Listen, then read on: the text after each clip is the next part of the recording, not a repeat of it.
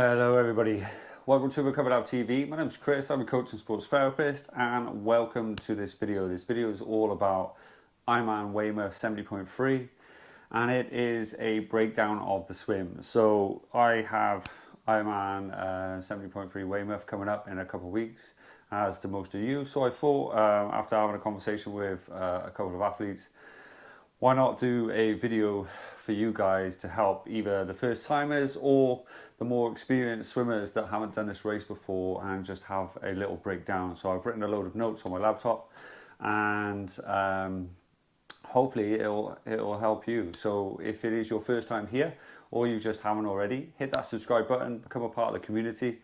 We would love to absolutely have you here, so please do that. If you enjoyed the video, give it a little thumbs up. Let me know if you're racing in the comment section, and share it with your friends. So, Weymouth. As you know, it is a sea swim. It is right on the beautiful coast of kind of England, the Jurassic coast. It is a beautiful bay swim, although it is a very large bay. And it is a one lap, one loop, clockwise swim triangle, if you will.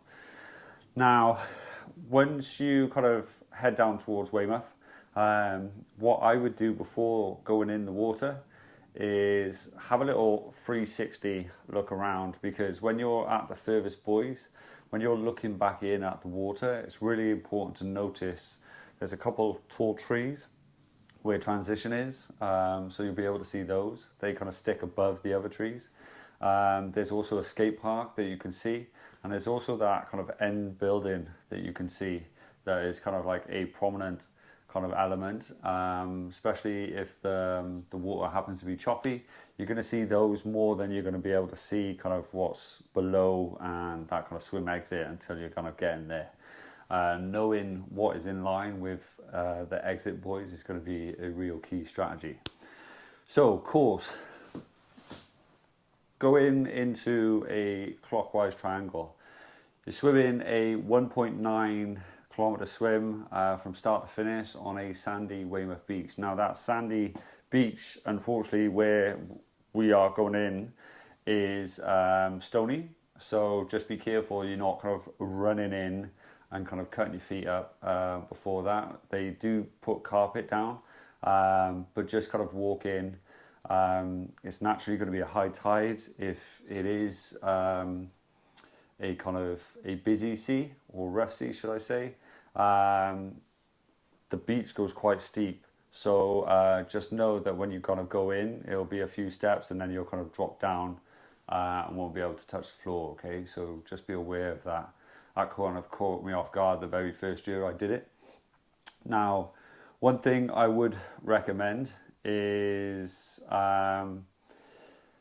when you self-seed, just be aware that like it's going to start from kind of 25 minutes or 30 minutes and go right up to pretty much your kind of end time over an hour.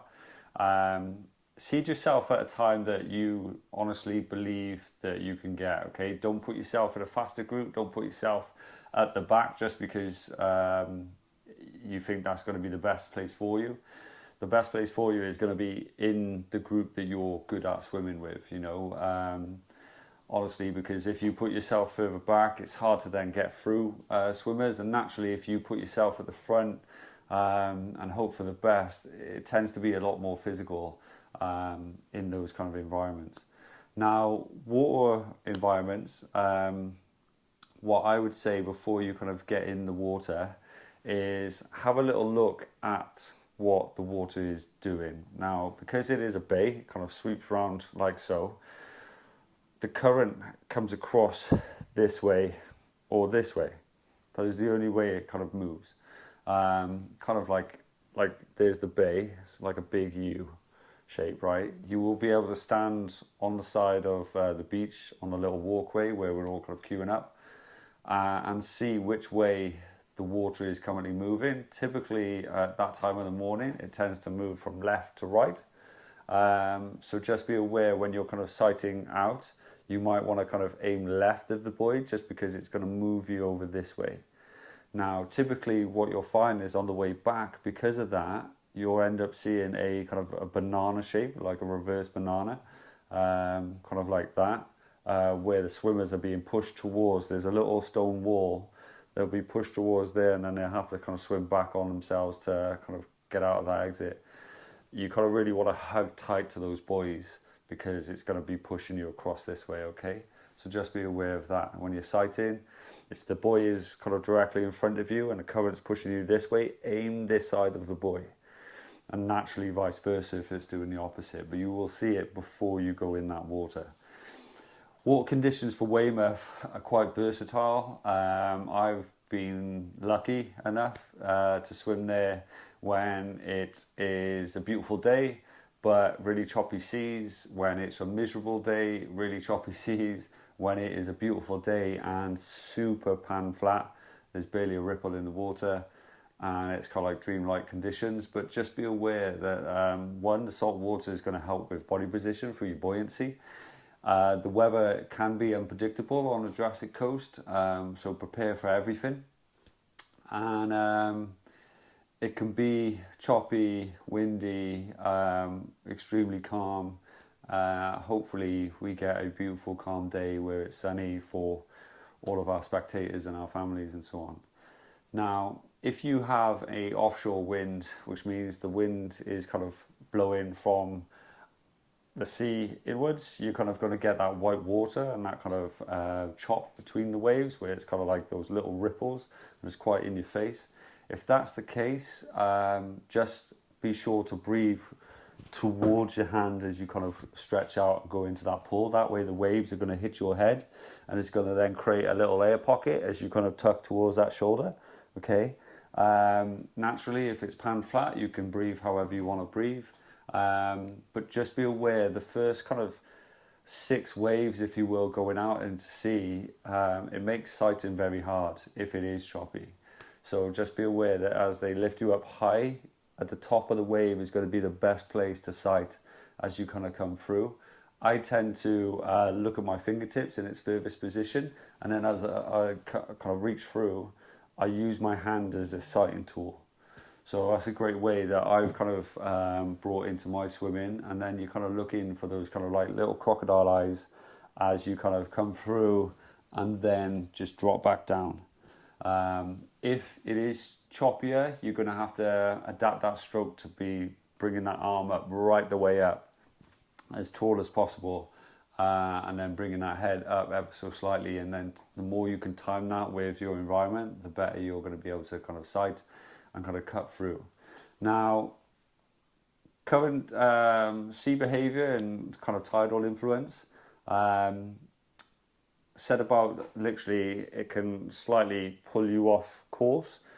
One year, a couple of years ago, I did the race and it was really strong coming across, which made it tough going out, made it brilliant coming back across from buoy 1 to 2, the turn buoys, and it made it quick coming on the way back.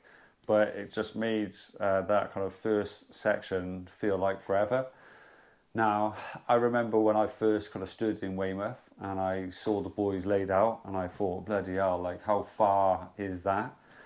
Just remember, it's the same 1.9 kilometer swim that you've been training for. Don't allow the illusion of how far the distance looks to kind of deter you from any of that. You've been doing the swims in the pool, and just know that you can do the distance here kind of in the sea on race day. Now, visibility, most years are kind of pretty good. The last kind of big one was, the last time I did the race was 2023, and the swim was cancelled for that because of thunder and lightning. That was the first time I've ever, in the last 10 years, seen a cancelled swim here in Britain for the Ironman races that I've been doing. 2019 saw a bit of an abrupt shortening because of the swim. Every year within the last kind of 5 years, if you will, other than those two, it's been beautiful. So don't necessarily stress. Now, stroke adaptation and technique, what you want to be looking to do is increase your stroke rate and use compact strokes for stability within a choppy environment. So if it's lovely pan flat, swim like you normally would. If it's really choppy, just shorten your stroke a little, right? Don't look to glide and stretch as much unless you're kind of going through a wave and kind of coming out the back end of it. But the more you increase that stroke rate and you kind of shorten that stride a little, it's going to help you. The more you bring that elbow up tall and kind of come through, the more it's going to help you. If you can breathe bilaterally, then naturally that's going to benefit you, because on the way out, tide's going to be pushing across. Naturally, if you're then breathing this side, you're going to get a bit of respite. It's also, the waves are going to come this way, so you get a bit of respite. If you touch that head, that chin down towards that shoulder, like I said, and then that way you got a little air pocket by here as you kind of stretch this arm out, ready to bring it up and high. If it is choppy, naturally, I would look to increase my sighting. I tend to do it every other breath. I have done it every breath, and I have done it kind of every kind of 8 to 10 strokes, if you will, purely because it's been lovely and flat. Now, you know, I was speaking to someone yesterday, if you know you say pull stronger on your right hand, and your hand kind of, as much as you want it to be in line with the shoulder, it kind of cuts across the center line and pulls you this way, you know your body is going to move this way.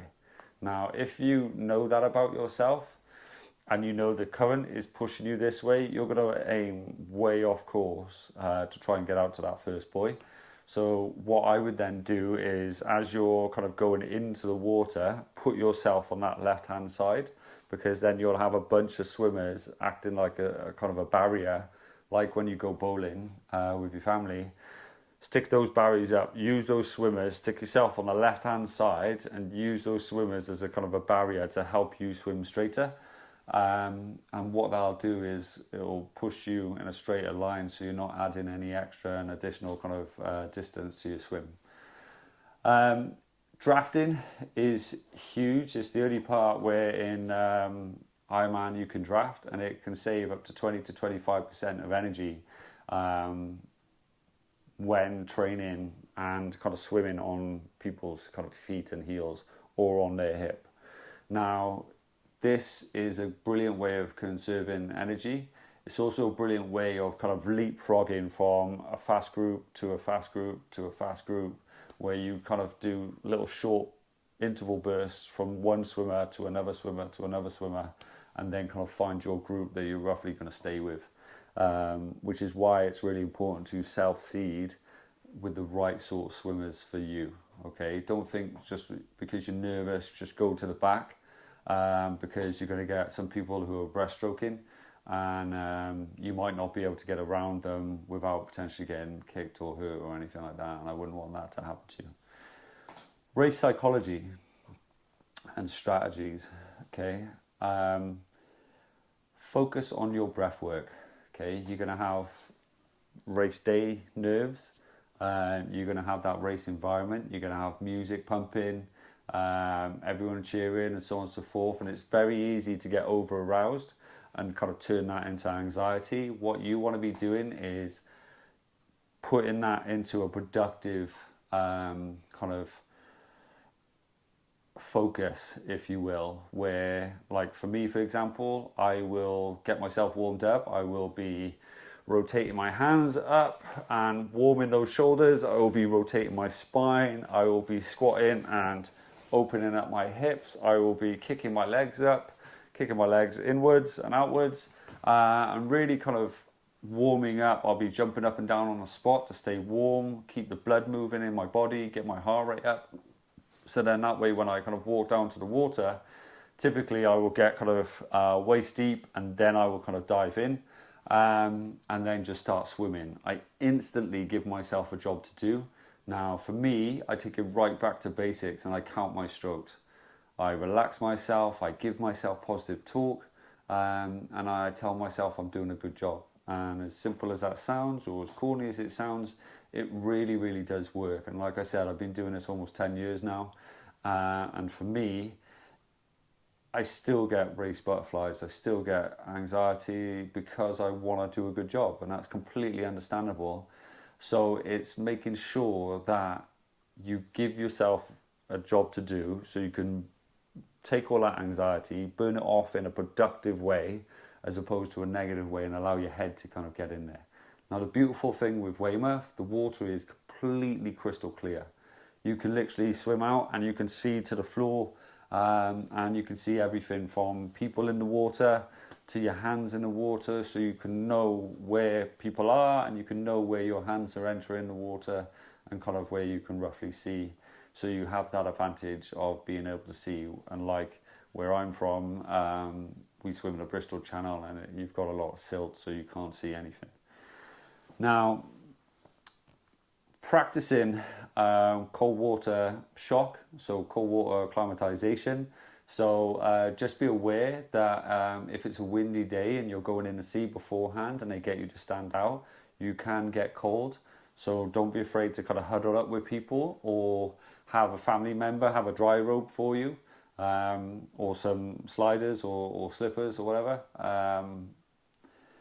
to kind of keep your feet warm. Because one thing about Weymouth is the flooring on the top is concrete, and a couple of years ago it was freezing waiting on that concrete, and it was super windy before going into the water, so we were all huddled up like penguins.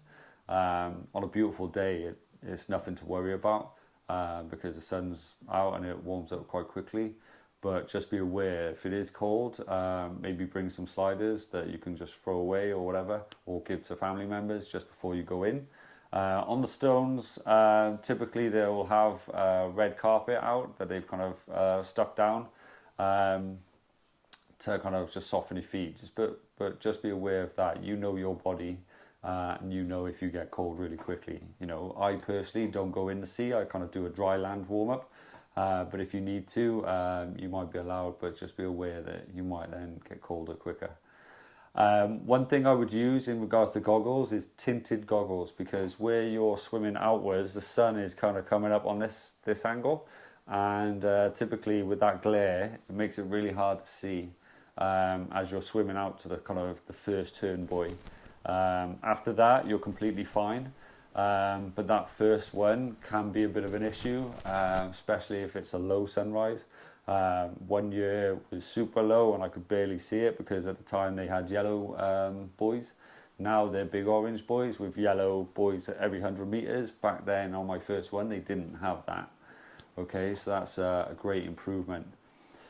And another thing to do whilst you're kind of building up these last couple of weeks is familiarise yourself with swim entrances, turns, and race day logistics. So running out of the water with an elevated heart rate, kicking the last 100 meters, over kicking, so you can get that blood from your upper body into your lower legs. So then when you go to stand, you don't have jelly legs and you can kind of pop up and just kind of run out effectively. I always, I said this to a client last night, I always treat race days like I do every other day. So for me, it's kind of like putting that cassette in, pressing play on it, and allowing that routine to take over. That way it stops me focusing on how I feel, the nerves of it, the energy of it, and then all I'm doing is the routine that I've done day in, day out, every time I go for a swim. You know, it's that kind of monotony that will help kind of relax you. One thing that I always say is, as the race is building up, focus on your breath work. 2 nasal breaths, doing box breathing. So for example, a simple form is 3 seconds in, hold for 3 seconds, breathe out for 3 seconds, hold for 3 seconds, and then repeat. That box breathing formula is a brilliant way when breathing in through your nose to within 2 breath cycles can take you out that fight or flight system and into your parasympathetic system, which is that kind of calming, relaxed state. I will always bring myself into that, and I will always practice gratitude before a race. It allows me to focus on how lucky I am to be able to do this. It also allows me to focus on my whys, my family, my friends, the people who have supported me, the fact that I get to do this beautiful race, and the fact that I get to potentially help people along the way if I'm kind of doing it for charity, or I'm helping people within the race or whatever. The more I kind of do that, the more I kind of relax my body, because quite often we kind of go in there, we're really tense, and naturally our emotions get the better of us, and if we're angry or emotional, we tend to tense up. And what we need to really be is kind of like this giant mermaid tail, flowing through the water, moving with the water, and that is a necessity for a relaxed kind of mindset. Now, as you are kind of breaking down the swim, know that each buoy is 100 meters, and that's 2 lengths of a 50-meter pool, or 4 lengths of a 25, whichever you've been training in. Allow yourself, well, I can swim 4 lengths, or I can swim 2 lengths, you know, and then as soon as you get to that buoy, you go, right, cool, 1 down, however many to go, and you just break it down in that formula. And then also, if you need a minute, say for example something's caught you off guard and it's kind of even made you a little bit scared or a little bit anxious, or a swimmer has touched you and you're not used to that, then by all means just understand that you just go, right, okay, give yourself a minute, have a moment, remember 2 breaths through your nose, okay, allow yourself to kind of calm down, exhale slowly, and then just reframe it, regroup, and then just go, right, okay, head to the next buoy. Go back to counting your strokes. If there's people around you and you don't want them there, just bring your elbows out slightly. Because as you kind of come through, if you come through with a wider arm or wider elbow, that person will naturally move away from you. And that's not to say that you're trying to hit people or hurt people. It's just to say that you're trying to create your space within your environment. And another thing that I really learned, especially after my first Ironman Weymouth, was treat everyone like they don't know what they're doing. Not because you think everyone's stupid, but because it kind of, just like a young child or a kind of a puppy or anything, they don't know any better, so they're not doing it maliciously to hurt you or get in the way or frustrate you or whatever that is. That tends to bring a kind of over-arousal state and make you angry and aggressive, or the total opposite, really upset and really emotional. Whereas if you think that they don't know what they're doing, and that's fine, they just head down, they're just trying their best, they don't realise that they're swimming into you. It's those sorts of things that just allows you to just go, it's fine, they just don't know any better. You know, it keeps you calm, keeps you relaxed, and then just keeps you on task. Whereas in the past I've known people, and even in my first race, people kept knocking me, and I felt like they were trying to do it maliciously, when the more I've learned, the more I've realised that they're not actually at all. So when you come to those turn points, those big turn buoys at the end, okay, take your time around it. Sometimes it can be quite condensed, other times it can be quite smooth. It depends on the pack that you're swimming with. But just take your time around the kind of buoys, and just remember that whether it takes you 30 seconds or a minute to kind of get around it through congestion, it will open up in between and kind of either kind of going out or coming in. So you'll have plenty of time to make up that time, okay? Little moments are just moments, okay? They are not race defining, okay? Just remember, it's a full day out, you know, and you can save time on the bike, you can save time on the run, and you can make up that 10 seconds cleaning your goggles out. You know, I did Ironman Bolton 70.3 earlier this year. On the way back in, the sun was there, incredible glare, we could barely see, and my goggles had fogged up a little, like at the top of them, and I kind of really needed a full lens. So I just stopped, I treaded water for a little bit, I kind of pulled my goggles off, gave them a wipe, put them back on, and then carried on as normal. And that couple seconds saved me the rest of the swim. You know, so be confident in that. And same with if you get a little bit of water out in and it's kind of doing your head in, just stop and take it off. It won't add on to this time, okay? You've got enough time, I promise you. Like I was saying to a couple people this week, sometimes it's better to swim slower, because I live by this motto when it comes to swimming. Slow is smooth and smooth is fast. The more you focus on a smooth swim, gliding kind of through the water and stuff, the more your speed will actually speed up. If you go in there and you're kind of race mode, you're like, right, go, go, go, go, go. Quite often you're putting all this extra energy in and you're not actually moving as fast as you think you are. So just think, it's better to go in with a relaxed mindset, do your breath work, relax your body, kind of go in there, give yourself a job to do, and then just think, slow is smooth, smooth is fast. All right?